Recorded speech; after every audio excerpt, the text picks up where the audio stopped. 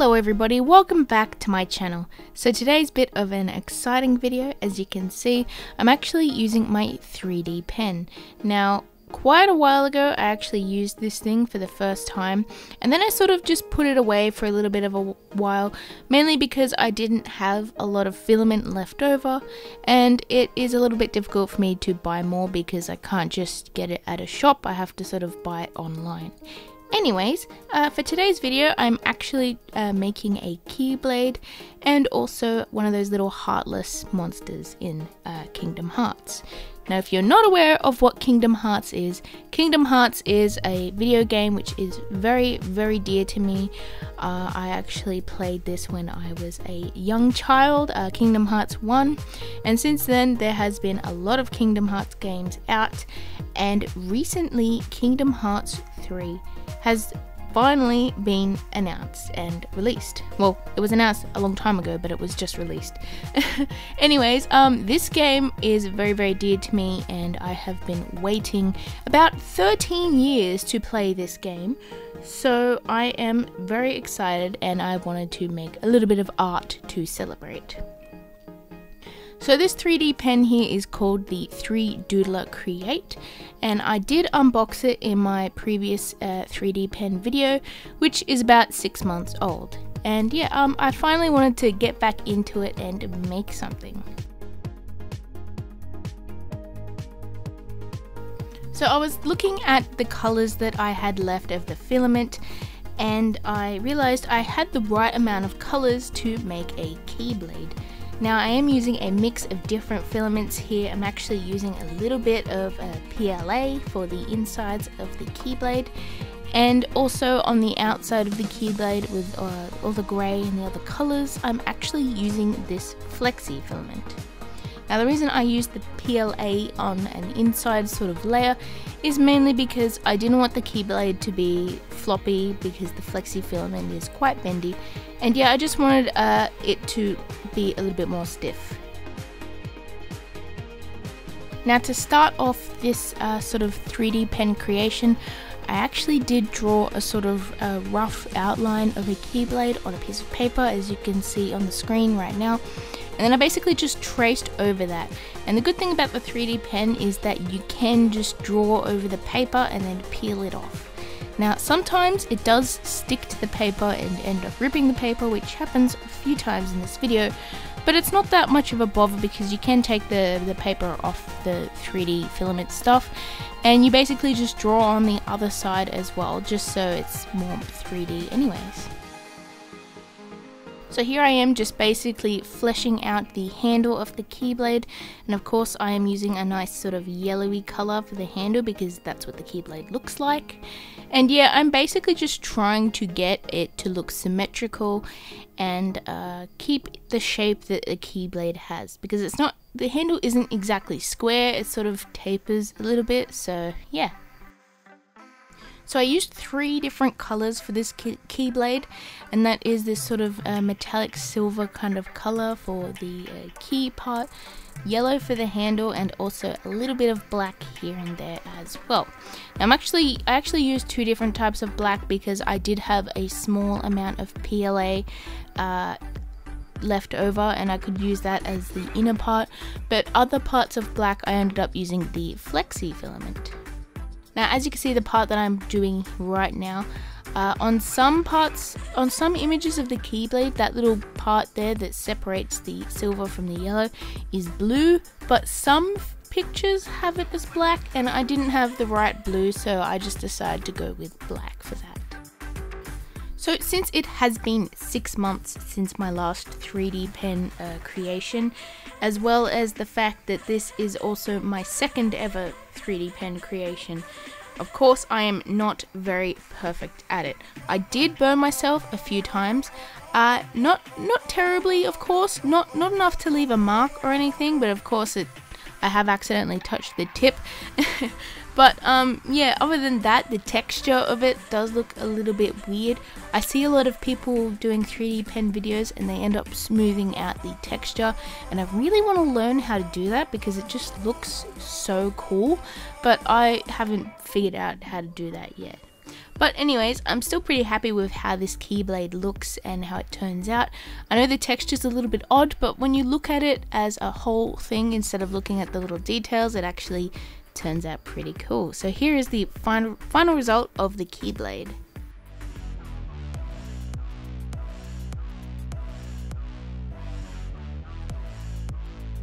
So this next creation that I am doing today, you probably know what I'm doing because one, I said it earlier in the video, as well as the title and thumbnail. I am creating one of those little Heartless characters.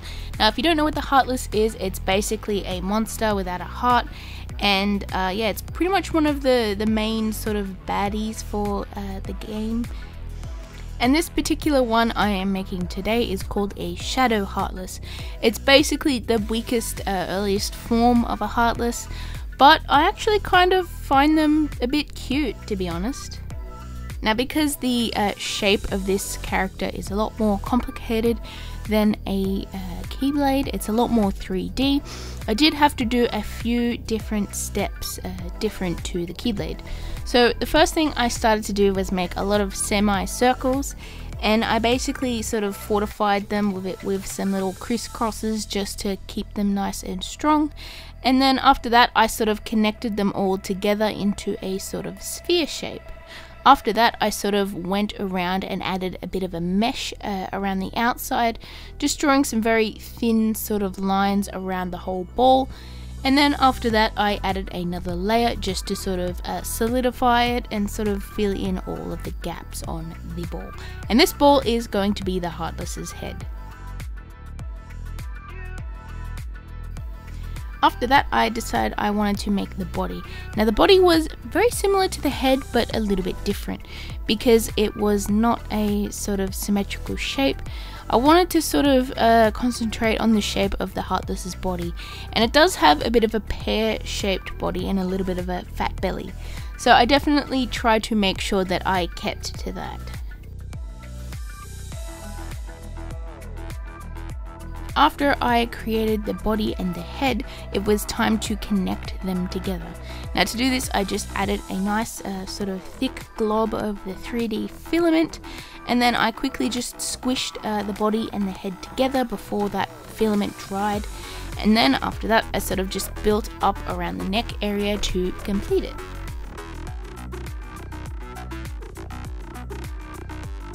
After I got the body and the head connected, it was time to make his limbs. Now I started off with the legs, and I sort of kept the body close by so that I could make it the right size. And yeah, I just drew in the shapes and then started to build them up so it was more 3D. And yeah, it's pretty straightforward and simple how I made the legs. Now I did make the legs different from each other. One of them, the knee, is sort of more bent than the other. And I did this on purpose because I wanted the Heartless to sort of have a very asymmetrical pose. They are a little bit creepy, these characters, and I sort of wanted to try and make it more creepy. So I tried to make sure that the pose was a bit of a weird one, where like one leg was coming out more than the other, and the hands were going to go in different directions, and the antennae were going to point in different directions, and it was just going to have this sort of creepy vibe to the pose. After I got both the legs done, it was time to make the arms. Now the arms were pretty straightforward because they are quite skinny and it's just a simple sort of elbow shape. And after that I also did the hands, which were basically just a triangle which I added 3 fingers onto, and then I sort of connected the fingers in a weird sort of pose so that they were sticking out in different directions. Now as you can see, I have connected the legs and the arms to the body, and it's starting to take a lot more shape of a Heartless. Now after I did this, it was just time to build up the shapes of the arms and the legs just a little bit, put a little bit of meat on those bones, and make it look less like a stick figure. Now I did have a little bit of black flexi filament left over, and this was very useful for the feet and the antennae. Now I knew when I was going to do this, I did not have enough black to do the whole thing in black filament. So my plan was to paint it black. However, it came a lot useful, the fact that I had a little bit of black filament left over, so that I could do the feet and the antennae in a way so that one, I didn't have to paint those areas, and two, I had a bit of a handle to hold on to where I didn't have to paint. Now, to do the antennae on this little guy, I actually built up some sort of horn shapes on his head with just some regular filament, and then after that I sort of drew the shapes of the antennae on a piece of paper.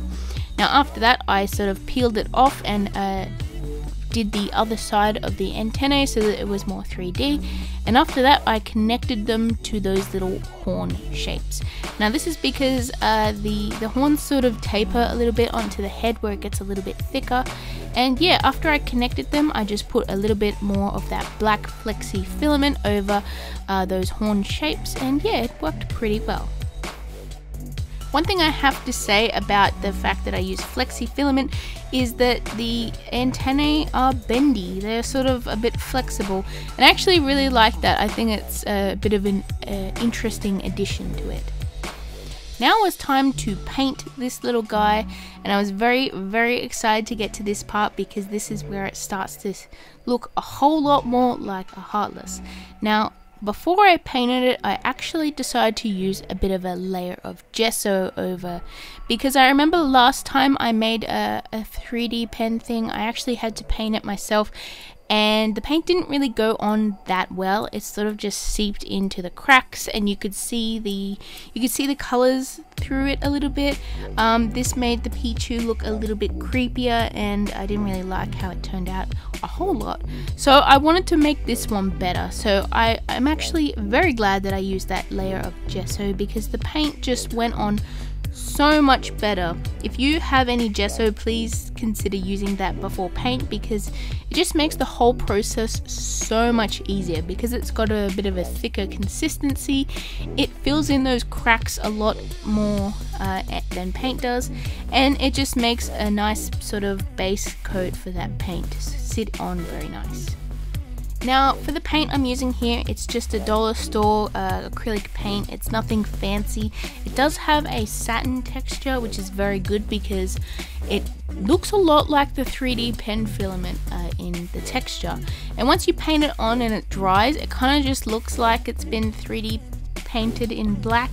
And yeah, after that it was just time to 3D pen in those eyes. Those creepy glowing yellow empty eyes on this little Heartless guy, and it was pretty much done. Now I'm very happy with how this little guy turned out. I love him so much. He is creepy, he's just like the character in the game, and yeah, as far as 3D pen creations go, I think this is probably my favorite that I have made. So here he is, and yeah, I am so excited to play Kingdom Hearts 3. I actually haven't played it yet as of now, mainly because I haven't finished Kingdom Hearts 2. The reason for that is because, well, I recently just bought it again after not being able to complete it as a kid. But anyways, here is the final results of both of these little things that I made. I hope you enjoyed this video. Please let me know below what you think and any ideas for 3D pen stuff in the future. So anyways, I'm going to say thanks for watching. I hope you all have a lovely day, and I will see you in my next video. Bye everyone!